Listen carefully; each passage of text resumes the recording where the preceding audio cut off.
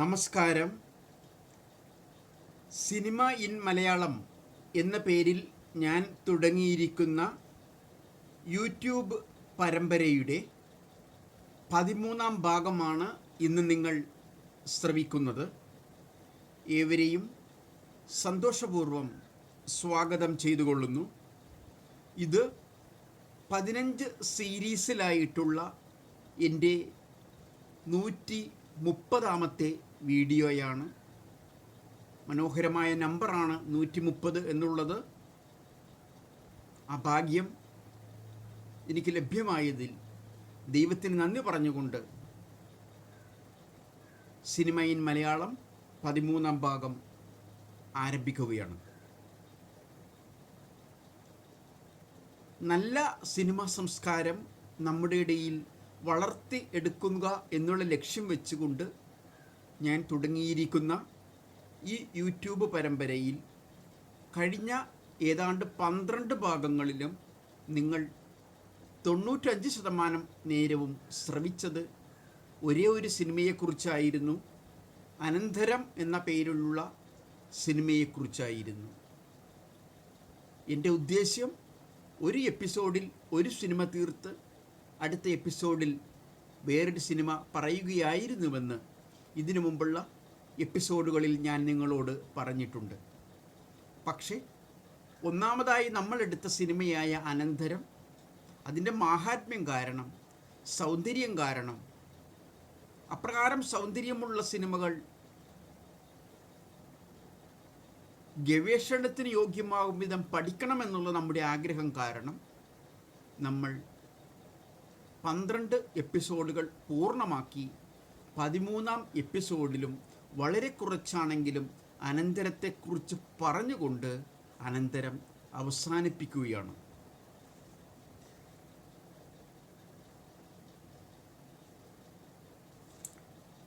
അനന്തരത്തിലെ ശബ്ദലേഖനം മനോഹരമാണെന്ന് പല എപ്പിസോഡുകളിലും ഞാൻ പറഞ്ഞിട്ടുണ്ട്. അതിൽ ശ്രദ്ധേയമാകുന്ന ഒരു കാര്യം കൂടി ഞാൻ പറഞ്ഞുകൊണ്ട് നിർത്താൻ ആഗ്രഹിക്കുകയാണ്. അതായത്, പ്രകൃതിയിൽ നിന്ന് വരുന്ന ശബ്ദങ്ങളൊക്കെ നല്ല രീതിയിൽ ഒപ്പിയെടുത്ത് നാം കേൾക്കുന്നത് അനന്തരം എന്നുള്ള സിനിമകളിലോ അല്ലെങ്കിൽ അനന്തരത്തിൻ്റെ സംവിധായകനായ അടൂർ ഗോപാലകൃഷ്ണൻ്റെയോ അല്ലെങ്കിൽ അടൂർ ഗോപാലകൃഷ്ണന് സമാനമായ ചില സംവിധായകരുടെയോ, കൈവിരലിൽ എണ്ണാവുന്നത്രയും സംവിധായകരേ ഉള്ളൂ എന്ന് നമുക്ക് എവർക്കും അറിയാം. അപ്രകാരമുള്ള സംവിധായകരുടെ സിനിമകളിൽ മാത്രമേ പ്രകൃതിയിൽ നിന്നുള്ള ശബ്ദങ്ങൾ, കിളിയുടെ ശബ്ദം, അടുത്ത വീട്ടിലെ റേഡിയോയുടെ ശബ്ദം, പാട്ടിൻ്റെ ശബ്ദം അകലങ്ങളിൽ നിന്ന് വരുന്നത്, കാറ്റിൻ്റെ ശബ്ദം, ഇതൊക്കെ കേൾക്കാൻ സാധിക്കുന്നുള്ളൂ എന്നറിയാം. മറ്റ് അലങ്കോലമായ സിനിമകളിൽ, ചവറായ സിനിമകളിൽ നമ്മൾ 99% കേട്ടുകൊണ്ടിരിക്കുന്ന ശബ്ദം വെടിക്കെട്ട് ഡയലോഗുകളാണെന്ന് പറയാം. അതായത്, ഞാൻ ഒരു മോശമായ സീരിയലിനെ കുറിച്ച് പറഞ്ഞു. എങ്കിലും അത് നിങ്ങൾ കണ്ടോളൂ, കാണുന്നതിൽ തെറ്റില്ല. അത് ഒരു ജനനം മുതൽ മരണം വരെയുള്ള ഒരാളുടെ ജീവിതകഥ പറയുന്നത് പോലുള്ളൊരു ജീവിത രീതിയല്ല എന്ന് പറഞ്ഞുകൊണ്ട് ഉപ്പും മുളകും എന്ന സീരീസ് കാണുന്നതിൽ തെറ്റില്ല എന്ന് ഞാൻ പറഞ്ഞു. അത് ഒരു ജീവിതകഥ അല്ല. ഓരോ എപ്പിസോഡിലും ഇഷ്ടമുള്ളൊരു വിഷയം എടുക്കുന്നു. അതിലൊരുപാട് തെറ്റുകളുണ്ട്. ആ തെറ്റുകളെക്കുറിച്ച് പറയാൻ പോയാൽ തെറ്റുകൾ മാത്രമേ പറയാൻ പറ്റൂ. അടൂർ ഗോപാലകൃഷ്ണൻ്റെ സിനിമകളിൽ പറയാൻ പോയാൽ നന്മകൾ മാത്രമേ പറയാൻ പറ്റൂ. അതുകൊണ്ട് ഞാൻ ശ്രമിച്ചത് എവിടെയെങ്കിലും കരടുണ്ടെങ്കിൽ കരട് പറയാനായിട്ടാണ്. ഉപ്പും മുളകും എന്ന സിനിമ കുറച്ച് പേരെങ്കിലും കാണുന്നുണ്ടെങ്കിൽ അതിൻ്റെ കാരണം വെടിക്കെട്ട് ഡയലോഗുകളാണ്. സ്വാഭാവിക ജീവിതത്തിൽ നമ്മൾ പറയാത്ത തരത്തിലുള്ള വെടിക്കെട്ട് ഡയലോഗുകൾ കുഞ്ഞു കുട്ടികളെ കൊണ്ട് പറയിപ്പിക്കുന്നു. അതുകൊണ്ട് മാത്രം നമ്മൾ കേട്ടുകൊണ്ടിരിക്കുകയാണ്. അല്ലാതെ ആ രണ്ട് കുഞ്ഞു കുട്ടികൾ അവർ മികച്ച അഭിനേതാക്കളായിട്ടല്ല, പകരം ഉപ്പും മുളകും എന്ന സീരിയലിൽ മികച്ചൊരു അഭിനേതാവുണ്ടെങ്കിൽ ആ അഭിനേതാവ് ഗൃഹനായകനായ ബാലുവാണ്. അതിൻ്റെ അർത്ഥം ഗൃഹനായികയെ ഞാൻ പിന്നോട്ട് മാറ്റി നിർത്തി എന്ന് അർത്ഥമില്ല. പക്ഷെ ഒരു പടി ഞാൻ പിന്നിലേക്ക് മാറ്റി നിർത്തിയിട്ടുണ്ട്. കാരണം ഗൃഹനാഥൻ അഭിനേതാവായിരിക്കുന്നത് പോലെ ഇതൊരു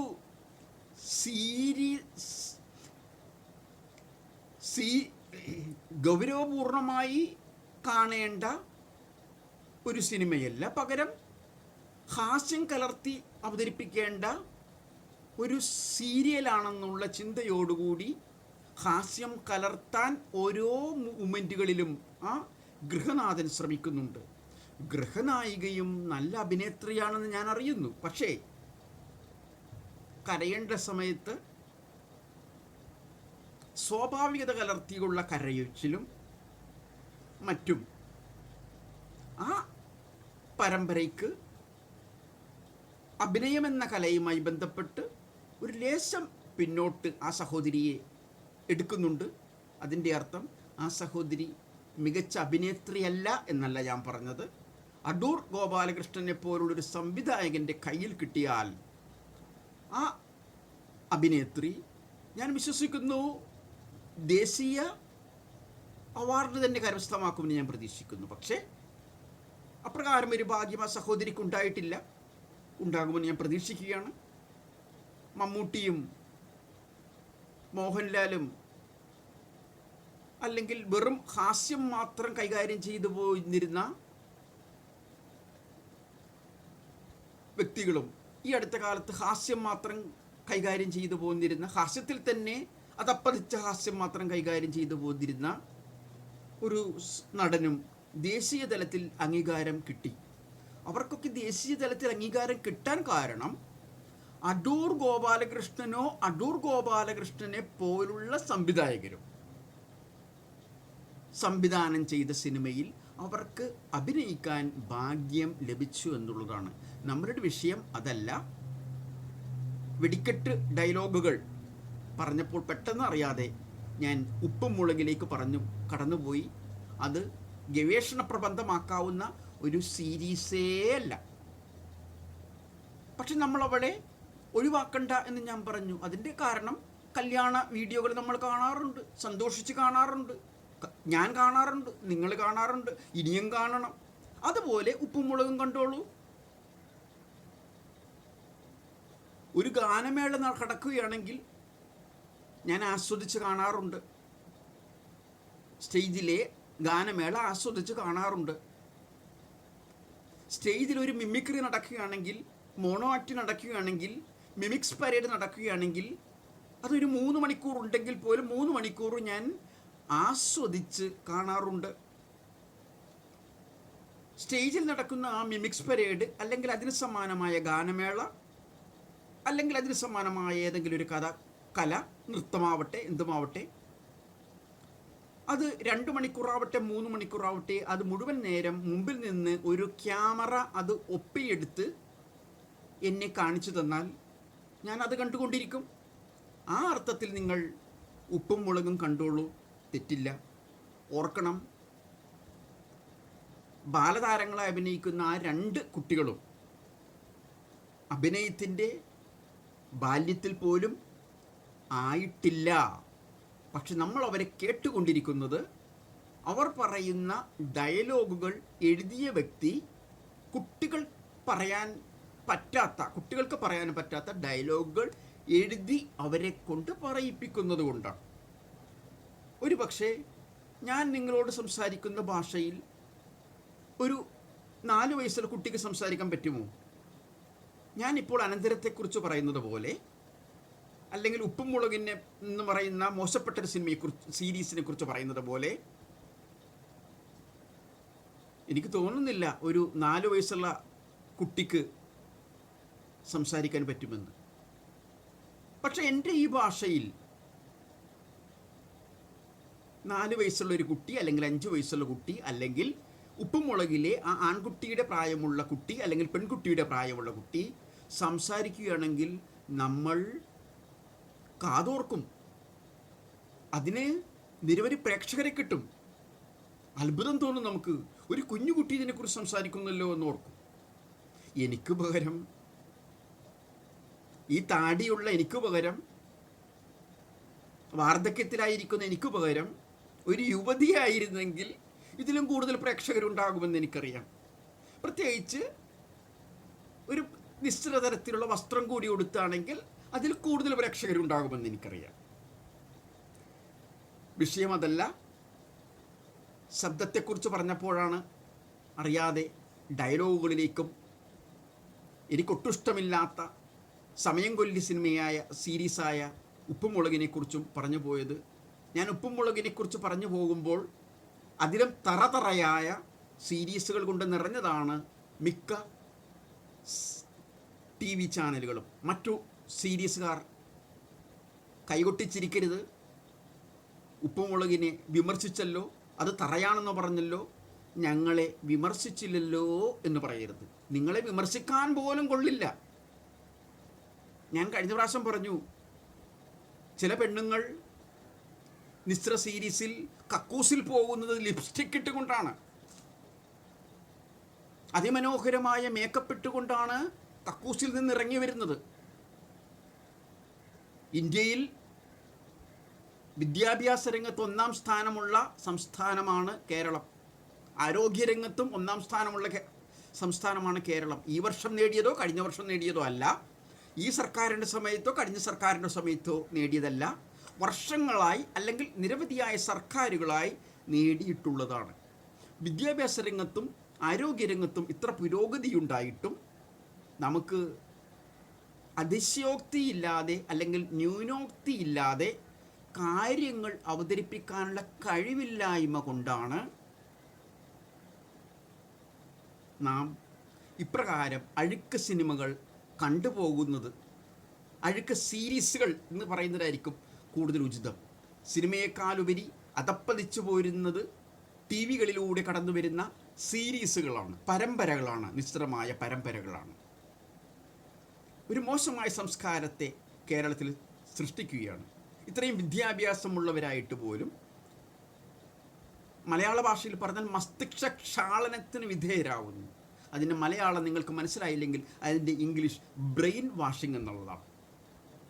ഭീകരന്മാർ ബ്രെയിൻ വാഷ് ചെയ്യുന്നത് പോലെ നിങ്ങളെ ഓരോരുത്തരെയും വർഷങ്ങളായി ബ്രെയിൻ വാഷ് ചെയ്തതിൻ്റെ ഫലമായി നന്മ ഏതെന്ന് തിരിച്ചറിയാൻ പറ്റാതെ തെറ്റിൽ തന്നെ ജീവിക്കുന്നു. തെറ്റിൽ ജീവിക്കുന്ന ഒരു വേശ്യ നിരവധി വർഷങ്ങളായി തെറ്റിൽ ജീവിച്ചിട്ടും അഴുക്കിൽ ജീവിച്ചിട്ടും അഴുക്കിൻ്റെ കൂമ്പാരമായിട്ടും ദുഃഖങ്ങളില്ല.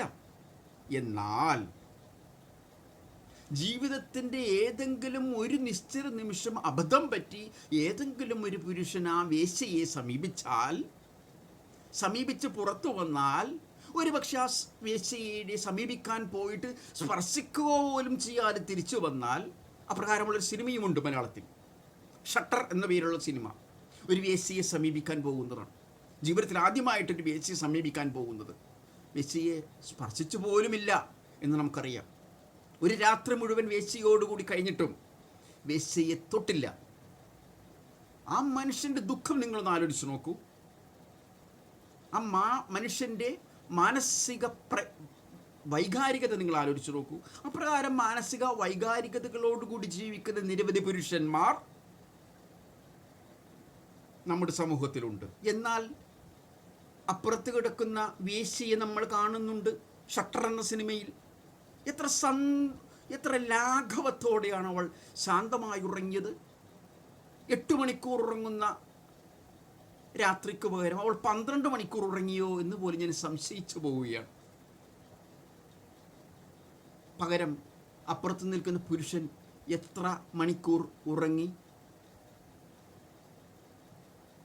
ഞാൻ പറഞ്ഞു വരുന്നത്, ബ്രെയിൻ വാഷിങ്ങിന് പല വർഷങ്ങളായി വിധേയരായാൽ വേശ്യ ദുഃഖിക്കാത്തതുപോലെ വേശ്യ ഏതഴുക്കിലാണ് കിടക്കുന്നതെന്ന് മനസ്സിലാക്കാത്തത് പോലെ അഴുക്കിൽ കിടക്കുന്നത് കൊണ്ട്, അല്ലെങ്കിൽ കുട്ടിക്കാലം മുതൽ അഴുക്കിൽ കിടക്കാൻ തുടങ്ങിയത് കൊണ്ട് ഞാൻ അഴുക്കിലാണ് കിടക്കുന്നതെന്ന് ചിന്തിക്കാത്തതാണ് കേരളീയ സമൂഹത്തിന് പറ്റിയിരിക്കുന്ന പല നഷ്ടങ്ങളുടെ, പല ദോഷങ്ങളിലെ ഒരു ദോഷം. അതുകൊണ്ടാണ് വിദ്യാഭ്യാസത്തിൽ ഇന്ത്യയിലെ 29 സംസ്ഥാനങ്ങളിൽ 1-ാം സ്ഥാനമുണ്ടായിട്ടും, ആരോഗ്യരംഗത്ത് ഇന്ത്യയിലെ 29 സംസ്ഥാനങ്ങളിൽ 1-ാം സ്ഥാനമുണ്ടായിട്ടും ആത്മഹത്യകൾ പെരുകുന്നതും അതോടൊപ്പം തറ സിനിമകൾ കൊടികുത്തി വാഴുന്നതും. നമുക്ക് അതിൽ നിന്നുള്ള മോചനത്തിന് വേണ്ടി കൂടിയാണ് ഞാൻ ഈ സീരീസ് സിനിമ ഇൻ മലയാളം എന്ന പേരിലുള്ള പരമ്പര തുടരുന്നത്. അത് തുടർന്നുകൊണ്ടേയിരിക്കും, ദൈവം അനുഗ്രഹിക്കുന്നിടത്തോളം കാലം. അപ്പോൾ ശബ്ദം മനോഹരമായി അനന്തരത്തിൽ സന്നിവേശിപ്പിച്ചിട്ടുണ്ട്. പ്രകൃതി ശബ്ദങ്ങൾ, ഞാൻ മുമ്പ് പറഞ്ഞതുപോലെ ദൂരെ നിന്നുള്ള പാട്ടുകൾ, അല്ലാതെ പാട്ട് എന്ന് പറഞ്ഞ പേരിൽ ഒരു പാട്ട് അനന്തരത്തിലില്ല. അനന്തരത്തിൽ പോലും അജയൻ പാടുന്നൊരു പാട്ടുണ്ട്. ആ പാട്ട് പോലും ചലച്ചിത്ര ഗാനം എന്ന രീതിയിൽ അവതരിപ്പിക്കാൻ പറ്റിയ ഗാനമല്ല. പാട്ടിൻ്റെ ഏതോ ഒരു സമയത്ത് അദ്ദേഹത്തിൻ്റെ ചിത്രം ഒപ്പിയെടുത്തു, അത് 1-2 വരികൾ കഴിഞ്ഞ് നിന്നു.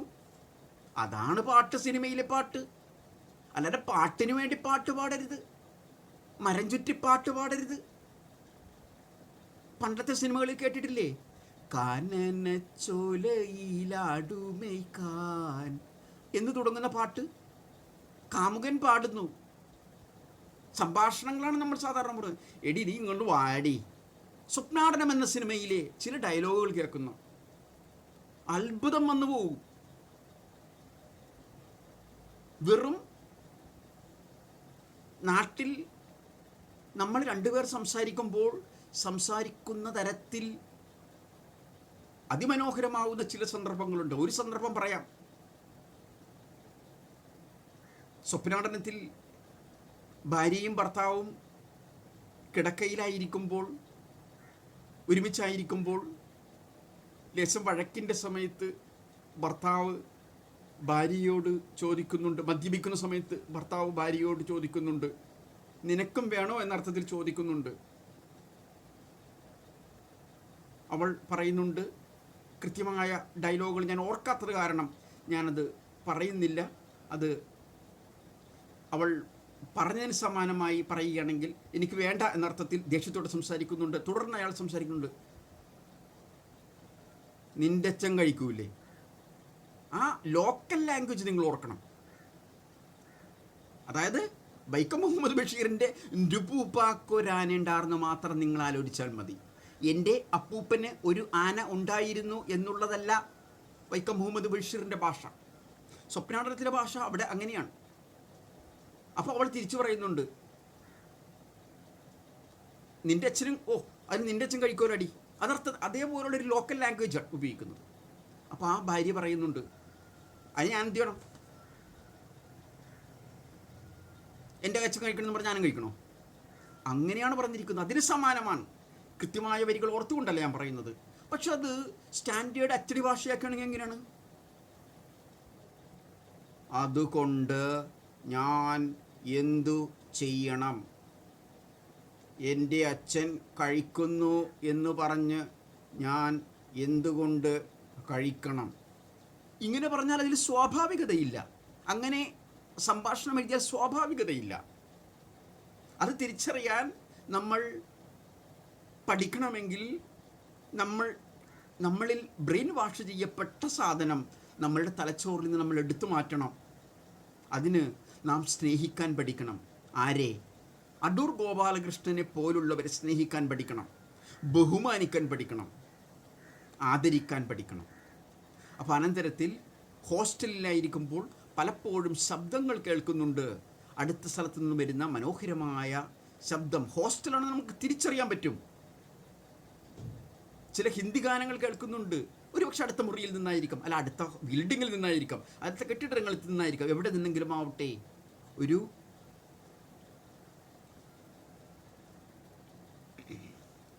ഹോസ്റ്റലിൻ്റെ പ്രതീതി ഉണ്ടാവുന്നുണ്ട്. അപ്രകാരം തന്നെ ചായക്കടയിലായിരിക്കുമ്പോൾ ഇവർ രണ്ടുപേരും, ഈ കാമുകനും കാമുകയും, അജയനും നളിനിയും ഒരു വലിയ മുന്തിയ ഹോട്ടലിൽ നിന്ന് ചായ കുടിക്കുന്നുണ്ട്. ആ സമയത്തും പാട്ട് കേൾക്കുന്നുണ്ടല്ലേ, അവിടെ നിന്ന് ഒഴുകിയെത്തുന്ന സംഗീതം.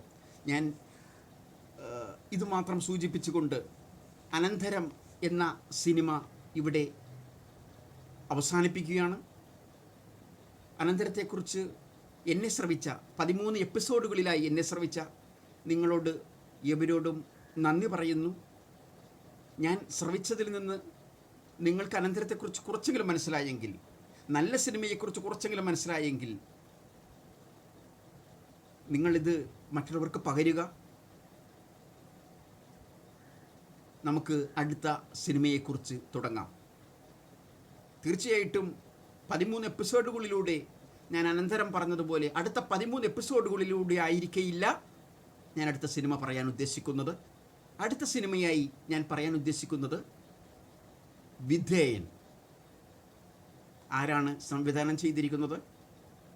ഉത്തരം പറയാൻ നിങ്ങൾക്കറിയാം. അറിയാൻ പാടില്ല എങ്കിൽ ലജ്ജിക്കണം, തല താഴ്ത്തണം.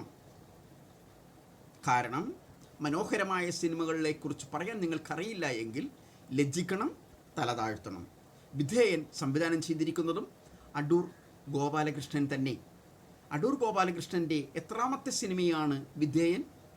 അല്ലെങ്കിൽ അനന്തരം എത്രാമത്തെ സിനിമയാണ്? ഞാൻ പറഞ്ഞു തന്നിട്ടുണ്ട്. ആദ്യത്തെ സിനിമ 1972 ചെയ്ത സ്വയംവരമായിരുന്നു.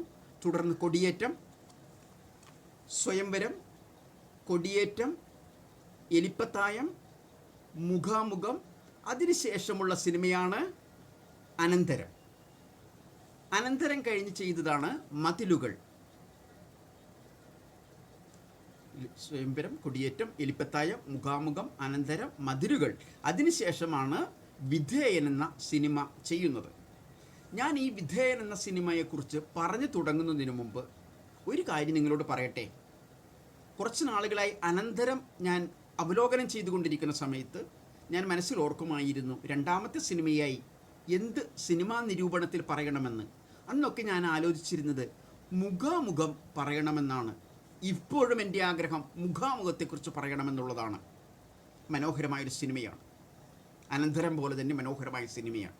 പക്ഷേ ഞാൻ മുഖാമുഖം ഏറ്റവും അവസാനം കണ്ടത് 1984 അല്ലെങ്കിൽ 1985. കൃത്യമായ വർഷം ഞാൻ ഓർക്കിക്കുന്നില്ല. 1984-85 വർഷത്തിലാണത് ചിത്രീകരണം പൂർത്തിയായതെന്ന് എനിക്ക് ഓർമ്മയുണ്ട്. സംഗീത എന്ന് പറയുന്ന തിയേറ്ററിൽ പോയാണ് ഞാൻ കണ്ടത്. ഇപ്പോഴും ഓർമ്മകളുണ്ടെങ്കിലും ചെറിയ മങ്ങലേറ്റിട്ടുണ്ട് ഓർമ്മകൾക്ക്. അതുകൊണ്ട് നിങ്ങളോട് അതിനെക്കുറിച്ച് സംസാരിക്കുന്നതിന് മുമ്പ് ഏതെങ്കിലും തരത്തിൽ ആ ഓർമ്മ എന്നിലേക്ക് കടന്നു വരുന്ന രീതിയിൽ, ഒരുപക്ഷെ തിയേറ്ററിൽ പോയി കണ്ടില്ലെങ്കിൽ പോലും മറ്റു മാധ്യമങ്ങളിലൂടെയെങ്കിലും ചെറുതായി കണ്ടാൽ തിയേറ്ററിൽ അന്ന് കണ്ടതിൻ്റെ പൂർണ്ണ ഓർമ്മകൾ കടന്നു വരികയും നല്ല രീതിയിൽ എനിക്ക് അവലോകനം ചെയ്യാൻ സാധിക്കുകയും സത്യമായി നിങ്ങളോട് പറയാൻ സാധിക്കുകയും ചെയ്യും. ആ ഒരു വേദന മനസ്സിൽ ഉള്ളത് കൊണ്ടാണ് ഞാൻ മുഖാമുഖത്തെക്കുറിച്ച് രണ്ടാമതായി പറയാത്തത്. ശരിക്കും എൻ്റെ ആഗ്രഹം അന്നും ഇന്നും മുഖാമുഖത്തെക്കുറിച്ച് പറയുകയാണ്. പക്ഷേ വിധേയൻ കണ്ടിട്ട് അത്രയ്ക്ക് നാളുകളായിട്ടില്ല. ഞാൻ പല പ്രാവശ്യം കണ്ടിട്ടുണ്ട്. സമീപകാലത്തും കണ്ടിട്ടുള്ളതിൻ്റെ വെളിച്ചത്തിൽ ഞാൻ വിധേയനെക്കുറിച്ച് തന്നെ പറയുന്നു. അനന്തരം കഴിഞ്ഞ് രണ്ടാമത്തെ സിനിമയായി ഞാൻ പറയുന്നത് വിധേയനെക്കുറിച്ചാണ്.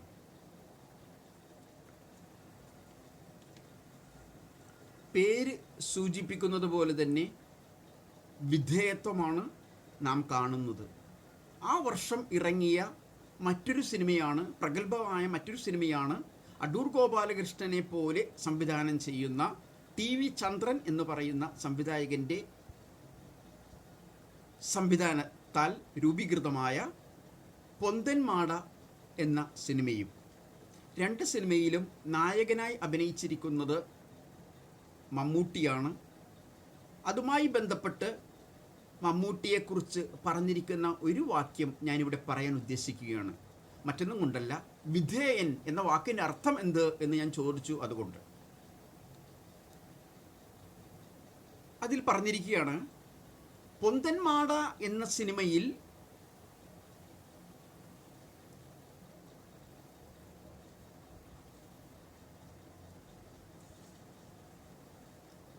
ക്ഷമിക്കണം, വിധേയൻ എന്ന സിനിമയിൽ മമ്മൂട്ടി അതിക്രൂരനായ, ക്ഷമിക്കണം പല പ്രാവശ്യമായി ക്ഷമിക്കണമെന്ന് പറയുന്നു, വിധേയൻ എന്ന സിനിമയിൽ മമ്മൂട്ടി എന്ന നടൻ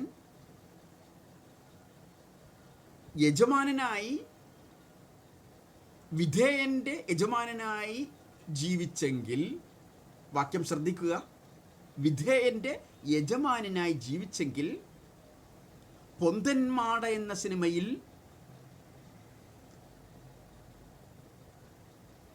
മമ്മൂട്ടി യജമാനൻ്റെ വിധേയനായി ജീവിച്ചു. നിങ്ങൾക്ക് മനസ്സിലായി കാണുമെന്ന് ഞാൻ പ്രതീക്ഷിക്കുകയാണ്. ഒരു സ്ഥലത്ത് വിധേയനിൽ മമ്മൂട്ടി വിധേയനായ ഒരു ഭൃത്യൻ്റെ യജമാനനായി ജീവിച്ചുവെങ്കിൽ പൊന്തന്മാടയിൽ നേരെ തിരിച്ചാണ്. എങ്ങനെ?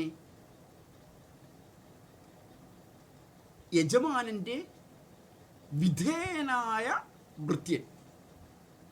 അത് താരതമ്യം ചെയ്യാൻ കാരണം ഒരു സിനിമയുടെ പേര് വിധേയൻ എന്നാണ്, മറ്റു സിനിമയുടെ പേര് വിധേയൻ എന്നല്ല, പൊന്തന്മാട എന്നാണ്. പക്ഷെ അവിടെ വിധേയത്വം കാണിക്കുന്നുണ്ട്. നമ്മുടെ വിഷയം വിധേയൻ എന്നുള്ളതാണ്. പൊന്തന്മാട ഒരിക്കലും ഞാൻ പറയും, മനോഹരമായ സിനിമകളുടെ പട്ടികയിൽ പെടുന്നതാണ് പൊന്തന്മാട, അതും ഞാൻ പറയും.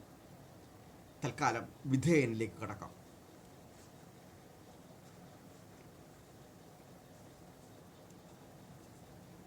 തുടക്കം മുതൽ അവസാനം വരെ സമഗ്രതയ്ക്ക് ശ്രമിക്കുന്ന ഒരു സംവിധായകനാണ് അടൂർ ഗോപാലകൃഷ്ണൻ. കുറച്ചു ഭാഗം കുറച്ചു പേർക്ക് ഇട്ടുകൊടുത്തിട്ട് സിനിമ പലരുടെ കലയാണെന്നുള്ള ചിന്തയോടുകൂടി ജീവിക്കുന്ന മറ്റു സംവിധായകരെ പോലുള്ള സംവിധായകനല്ല. ഉപ്പും മുളകും എന്ന സിനിമയിൽ കലാകാരാണുള്ളത്, ഒറ്റ സംവിധായകനല്ല എന്ന് നിങ്ങൾ ഓർക്കണം. സംഭാഷണം എഴുതിയയാളുടെ സംഭാഷണത്തിൻ്റെ പ്രത്യേകത കൊണ്ടാണ് നമ്മൾ ആ കുട്ടികളുടെ ഡയലോഗ് കേൾക്കാൻ ഇരിക്കുന്നത്. ഞാൻ പറഞ്ഞു, കുട്ടികളല്ല അതിലെ മികച്ച അഭിനേതാക്കൾ, പകരം കുട്ടികളുടെ മാതാപിതാക്കളാണ്. രണ്ട് മാതാപിതാക്കളും അതിമികച്ച അഭിനേതാക്കളാണ്. അതിൽ ഒരു പടി ഞാൻ മുന്നിൽ നിർത്തുന്നത് കുടുംബനാഥനെയാണ്. കാരണം കുടുംബനാഥൻ അഭിനയിക്കാൻ അറിയുന്നതോടൊപ്പം അദ്ദേഹം മനസ്സിലാക്കുന്നു ഇതൊരു ഹാസ്യ ചിത്രമാണ്, അതിൽ ഹാസ്യം കലർത്തണമെന്ന്. അതിൻ്റെ അർത്ഥം കരയേണ്ട ആവശ്യം വന്നാൽ പോലും ആ കരച്ചിൽ കണ്ടുകൊണ്ട് നമ്മൾ ചിരിക്കണം എന്നുള്ള ആ ചിന്ത അദ്ദേഹത്തിനുണ്ട്. വിധേയനിലേക്ക് കടന്നു വരുമ്പോൾ തുടക്കം എന്ന് പറയുന്നത് പലപ്പോഴും എല്ലാ സിനിമകളിലും പേര് കാണിക്കുന്നതാണ്. പേര് കാണിക്കുന്നത് മുതൽ ശ്രദ്ധയാണ്. അപ്രകാരം ശ്രദ്ധിക്കുന്ന മറ്റൊരു സംവിധായകനാണ് ഷാജി എൻ കരുൺ. തുടക്കം മുതൽ, അതായത് പേര് കാണിക്കുന്നത് മുതൽ നിങ്ങൾ സ്വം കാണുകയാണെങ്കിൽ നിങ്ങൾക്ക് മനസ്സിലാവും.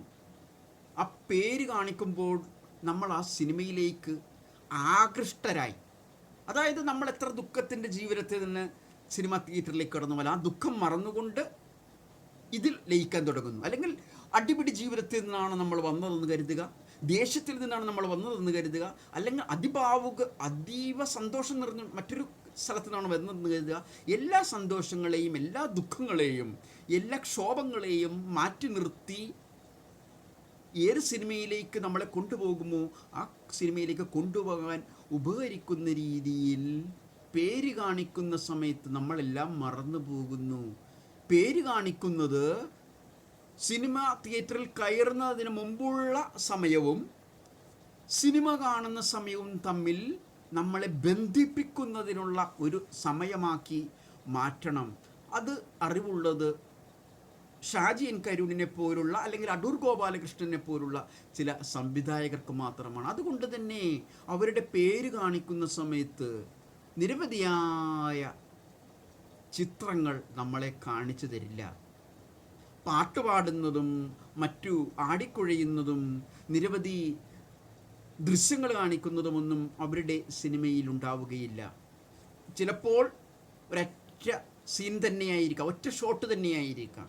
അനന്തരത്തിൽ നിങ്ങൾക്കറിയാം, നിങ്ങൾ കണ്ടതാണ്, ഒറ്റ ഷോട്ട് മാത്രമേ ഉള്ളൂ.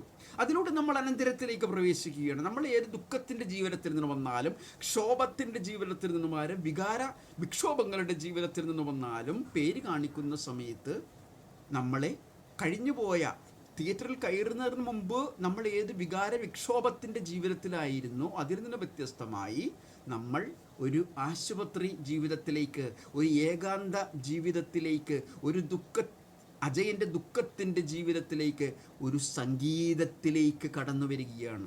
അവിടെ തുടങ്ങുന്ന സംഗീതം അവസാനിക്കുന്നത് പോലെ അതേ സംഗീതം, സമാനമായ സംഗീതമായിരുന്നുവെങ്കിൽ വിധേയൻ എന്ന സിനിമയിലും ഒരു സംഗീതമുണ്ട്. അത് മരം ചുറ്റി പ്രേമത്തിന് വേണ്ടി പാടുന്ന ചലച്ചിത്ര ഗാനമല്ല, സംഗീതം മാത്രം. ആ സംഗീതം ഏതാണ്ട് അതേ ഈണത്തിൽ തന്നെയാണ് അവസാനിക്കുന്നത് വരെയും.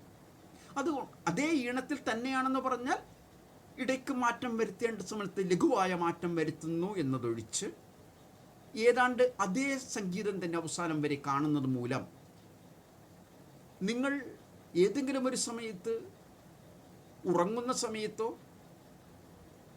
അല്ലെങ്കിൽ യാത്രയിലായിരിക്കുമ്പോഴോ എവിടെ നിന്നെങ്കിലും, ഉറങ്ങുന്നത് എന്ന് ഞാൻ ഉദ്ദേശിച്ചത് ഉറങ്ങാൻ കിടക്കുമ്പോൾ എന്ന് ആണ് ഞാൻ ഉദ്ദേശിച്ചത്.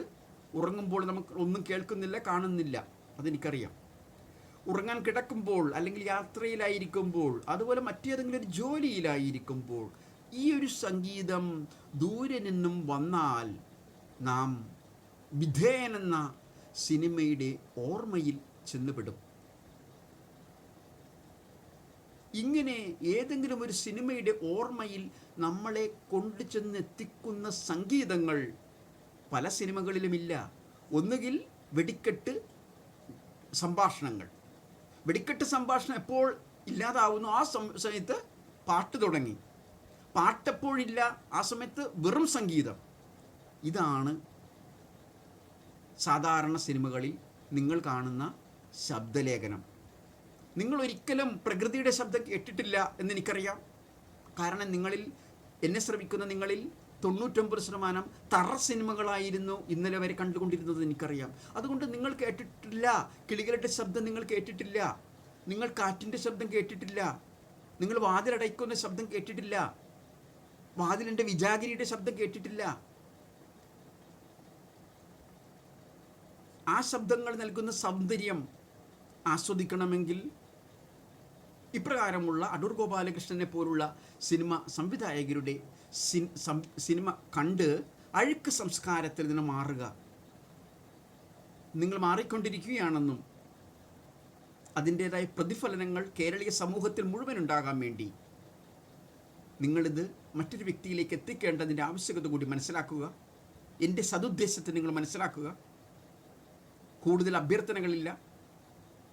മറ്റുള്ളവർ പറയുന്നത് പോലെ തുടക്കത്തിലും ഒടുക്കത്തിലും ഷെയർ ചെയ്യുക എന്നുള്ള അഭ്യർത്ഥനകൾ എൻ്റെ ഈ കഴിഞ്ഞ 130-ാമത്തെയാണ്. കഴിഞ്ഞ 129 സീരീസുകൾ നോക്കിക്കഴിഞ്ഞാൽ നിങ്ങൾക്ക് കാണാൻ വിരളമാണ്. എങ്ങനെയെങ്കിലും ആവട്ടെ നിങ്ങൾ ഷെയർ ചെയ്യുക എന്ന്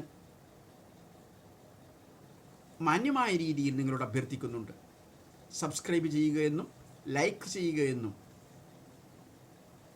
നല്ല കമൻറ്റുകൾ പാസ്സാക്കുക എന്നും ഞാൻ പറയുന്നുണ്ട്. ഞാൻ വിധേയൻ എന്ന സിനിമയിലേക്ക് തുടർന്ന് സംസാരിക്കുന്നതിന് മുമ്പ് ഞാൻ പറയാൻ, ഈ സീരീസ്, ഈ സിനിമ ഇൻ മലയാളം 13 ഇന്ന് അതിൻ്റെ അപ്ലോഡിങ് വെക്കണമെന്ന് ഞാൻ ഇന്നലെയാണ് ഉദ്ദേശിച്ചത്. ആ സമയത്ത് ഓർത്ത ഒരു കാര്യം ഞാൻ പറയുകയാണ്. സിനിമ ഇൻ മലയാളത്തിന് അനന്തരം ഞാൻ കാണാൻ വേണ്ടി ഞാൻ യൂട്യൂബ് ഒന്ന് പരിശോധിക്കുകയുണ്ടായി. അതിൽ അനന്തരം എന്ന സിനിമയെക്കുറിച്ച് ദൃശ്യങ്ങൾ കണ്ടവർ താഴെ കുറേ കമൻറ്റുകൾ എഴുതിയിട്ടുണ്ട്. ഞാൻ എല്ലാ കമൻറ്റുകളും വായിച്ചിട്ടില്ല. ഞാൻ പറയുന്നത് എൻ്റെ യൂട്യൂബ് ചാനലിനെ കുറിച്ചല്ല കേട്ടോ. അനന്തരം എന്ന സിനിമ യൂട്യൂബിൽ കിടക്കുന്നുണ്ട്. അത് കണ്ടവർ, അവരിപ്പോഴും തിയേറ്ററിൽ പോയി കണ്ടിട്ടില്ല. അനന്തരത്തിൻ്റെ സൗന്ദര്യം അവർ കണ്ടിട്ടില്ല. തിയേറ്ററിൽ പോയി കാണുന്ന ആസ്വാദ്യതയുടെ 10-1 പോലും നമുക്ക് ലഭ്യമാവില്ല യൂട്യൂബിലൂടെ കണ്ടാൽ, അല്ലെങ്കിൽ ടി വിയിലൂടെ കണ്ടാൽ, അല്ലെങ്കിൽ മൊബൈലിലൂടെ കണ്ടാൽ. നിരവധി കമൻറ്റുകളുണ്ട്. അതിൽ ഏറി വന്ന ഒരു 5-6 കമൻറ്റ് ഞാൻ ഓടിച്ചു വായിച്ചു. എനിക്ക് അത് വായിക്കാനുള്ള സമയമൊന്നുമില്ല. അതിൽ 2 കമൻറ്റ് എന്നെ സ്വാധീനിച്ചു. അതിന് ചെറിയൊരു മറുപടി പറഞ്ഞിട്ട് വിജയൻ ഞാൻ തുടരാം. അനന്തരത്തെ സംബന്ധിച്ച് അദ്ദേഹം എഴുതിയിട്ടുള്ള കമൻറ്റാണ്. ഒരു പുരുഷനാണ് എഴുതിയിരിക്കുന്നത്, പേര് ഞാൻ മറന്നുപോയി. മറ്റൊരു കമൻറ്റ് കൂടി ഞാൻ പറയുന്നുണ്ട്, അതൊരു സ്ത്രീയാണ് എഴുതിയിരിക്കുന്നത്. പുരുഷൻ എഴുതിയിരിക്കുന്ന കമൻറ്റ് ഞാൻ പറയാം. അദ്ദേഹം എഴുതിയിരിക്കുകയാണ്, കൃത്യമായ വരികൾ ഓർമ്മയില്ല, ഓർമ്മയിൽ നിന്ന് മർമ്മം ഞാൻ പറഞ്ഞുതരാം. അദ്ദേഹം എഴുതിയിരിക്കുന്നതിന് മർമ്മം എന്താണെന്ന് പറഞ്ഞുതരാം. അദ്ദേഹം ഇപ്രകാരമാണ് എഴുതിയിരിക്കുന്നത്: അനന്തരം ഞാൻ കണ്ടു, എനിക്കൊന്നും മനസ്സിലായില്ല. ഇങ്ങനെ മനസ്സിലാകാത്ത സിനിമകളെയാണോ മികച്ച സിനിമകളെന്ന് നിങ്ങൾ പറയുന്നത്? മനസ്സിന് സമാധാനവും സന്തോഷവും കിട്ടാൻ വേണ്ടിയാണ് ഞാൻ സിനിമ കാണാനിരുന്നത്. എന്ത് മഹിമയുണ്ട് അനന്തരത്തിന് എന്ന് പറഞ്ഞ് കുറച്ചധികം വിമർശനങ്ങൾ. സഹോദരൻ്റെ പേര് ഞാൻ ഓർക്കുന്നില്ല, അല്ലെങ്കിൽ സഹോദരൻ്റെ പേര് പറഞ്ഞുകൊണ്ട് സ്നേഹപൂർവ്വം സംസാരിക്കാൻ ആഗ്രഹമുണ്ടായിരുന്നു. സഹോദര, ഞാൻ കുറച്ച് മുമ്പ് പറഞ്ഞതുപോലെ കേരളീയ സമൂഹത്തിന് പറ്റിയിട്ടുള്ള പല തെറ്റുകളിലെ ഒരു തെറ്റ്, റാങ്ക് വാരിക്കൂട്ടിയ നിരവധി പേരുണ്ടെങ്കിലും, ഡോക്ടറേറ്റ് വാരിക്കൂട്ടിയ നിരവധി പേരുണ്ടെങ്കിലും, ഇന്ത്യയിൽ വിദ്യാഭ്യാസത്തിൽ 1-ാം സ്ഥാനം എന്ന് പദവി നേടിയിട്ടുണ്ടെങ്കിലും, നമുക്കിപ്പോഴും അതിശയോക്തിയും ന്യൂനോക്തിയും ഇതിന് രണ്ടിനുമിടയ്ക്ക് സ്വാഭാവികത എന്നൊരു സാധനമുണ്ട്. അത് എന്താണെന്ന് പറയാൻ അറിയില്ല. അത് എൻ്റെയോ നിങ്ങളുടെയോ കുറ്റമല്ല, നിങ്ങൾ വർഷങ്ങളായി കണ്ടുകൊണ്ടിരിക്കുന്ന സിനിമ സംസ്കാരം കൊണ്ടാണ്. മറ്റാരോ ഉണ്ടാക്കിത്തന്ന സിനിമ സംസ്കാരം കൊണ്ടാണ്. സുഹൃത്തെ, ഞാൻ പൂനെ ഫിലിം ഇൻസ്റ്റിറ്റ്യൂട്ടിലെ ഭാഷക്കാരുടെ രീതിയിൽ സംസാരിച്ചു കഴിഞ്ഞാൽ താങ്കൾ ഒന്നുകൂടി വെറുത്തുപോകും സിനിമയെ. അതുകൊണ്ട് പച്ച മലയാളത്തിൽ നേരെ വാ നേരെ പോ നേരെ ചൊവ്വേ എന്ന രീതിയിൽ ഞാൻ ഒറ്റ വാക്കിൽ ഉത്തരം പറയാം. ആ ഉത്തരം ഒറ്റ വേർഡിൽ, ഒറ്റ വാക്കിൽ എനിക്ക് അവസാനിപ്പിക്കാൻ പറ്റും. ആ വാക്യമല്ല, വാക്ക്. വാക്യവും വാക്കും തമ്മിൽ വ്യത്യാസമുണ്ട്. വാക്യം എന്ന് പറഞ്ഞാൽ ഇംഗ്ലീഷിൽ സെൻറ്റൻസ് എന്ന് പറയുന്നു. ഞാൻ പോകുകയാകുന്നു എന്ന് പറഞ്ഞാൽ ഒരു സെൻറ്റൻസാണ്, വാക്യമാണ്. എന്നാൽ വാക്ക് എന്ന് പറയുന്നത് ഞാൻ പോകുകയാകുന്നു എന്നതിലെ ഞാൻ, പോകുക, ആകുന്നു, ഈ 3 പദങ്ങൾ ചേരുന്നതാണ്. ഇതാണ് വാക്കുകൾ. ഞാൻ എന്നത് ഒരു വാക്കാണ്, പോകുക എന്നുള്ളതൊരു വാക്കാണ്. അപ്പോൾ അതുപോലെ ഒരു വാക്ക് ഞാൻ പറയുകയാണ്. സിനിമയുടെ കുറിച്ച് പഠിക്കാൻ ശ്രമിക്കുന്ന താങ്കൾ പഠിക്കാൻ ശ്രമിക്കുന്നില്ലെന്ന് എനിക്കറിയാം. താങ്കൾ ഒട്ട് പഠിക്കാൻ സാധ്യതയുണ്ടെന്ന് ഞാൻ വിശ്വസിക്കുന്നില്ല. പഠിക്കാൻ സാധ്യതയുള്ളവരുടെ ഒന്നാമത്തെ ലക്ഷണം ഞാൻ മുമ്പ് പറഞ്ഞതുപോലെ ആദരിക്കുക, സ്നേഹിക്കുക. എനിക്ക് മനസ്സിലാവുന്നില്ലല്ലോ ഈ സിനിമ, ഞാൻ എങ്ങനെ മനസ്സിലാക്കാൻ സാധിക്കും എന്നുള്ള ചിന്തയാണ് നമ്മുടെ മനസ്സിലേക്ക് ആദ്യം കടത്തിക്കൊണ്ടുവരേണ്ടത്. അതിനു പകരം അദ്ദേഹം എന്താണ് ചെയ്തത്? ഇത്രയും പേർ മഹത്തരമെന്ന് വിശേഷിപ്പിക്കുന്ന ഒരു സംവിധായകൻ്റെ, കേരളത്തിൽ ഞാൻ പറഞ്ഞു അടൂർ ഗോപാലകൃഷ്ണൻ്റെ മീതെ ഒരു ചലച്ചിത്ര സംവിധായകനുണ്ട് ഞാൻ വിശ്വസിക്കുന്നില്ല. 1-ാം നമ്പറാണ്, 1-ാമത്തെ ആളാണ്. ഇന്ത്യ ചരിത്രത്തിലോ നിങ്ങൾ എടുത്തു നോക്കുക, ഇന്നോളം ഉണ്ടായിട്ടുള്ള ഇന്ത്യയിലെ സംവിധായകരിൽ ആദ്യത്തെ 3 എന്നുള്ള അക്കത്തിൽ വരുന്ന ഒരു വ്യക്തിയാണ് അടൂർ ഗോപാലകൃഷ്ണൻ. ശരിക്കും പറഞ്ഞാൽ അതിൻ്റെ മുകളിലാണ്. അതിനെക്കുറിച്ച് സംസാരിക്കാനുള്ള സമയമല്ലാത്തത് കൊണ്ട് ഞാൻ സംസാരിക്കുന്നില്ല എന്ന് മാത്രം. ലോക ചരിത്രത്തിലോ വളരെ പ്രഗത്ഭനായ ഒരു വ്യക്തിയാണ്. പക്ഷെ ലോക ചരിത്രത്തിൽ 3ൻ്റെ താഴെ പോയാൽ, ഒരു പക്ഷെ 10ൻ്റെയും താഴെ പോയാൽ